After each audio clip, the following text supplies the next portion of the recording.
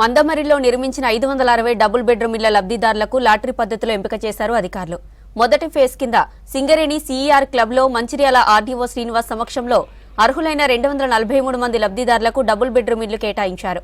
ముందస్తు జాగ్రత్తగా క్లబ్ ఆవరణలో భారీ పోలీసు బందోబస్తు ఏర్పాటు చేశారు అధికారులు.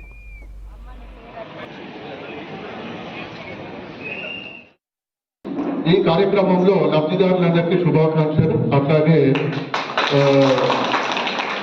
మా తహసీల్దార్ గారు చెప్పినట్లుగా ఎవరికి ఎటువంటి అవకతవకలకు లోను కాకుండా ఖచ్చితంగా పారదర్శకంగా నిర్వహించాలనే ఉద్దేశంతో మీ అందరి సమక్షంలో సాధిస్తున్నాము.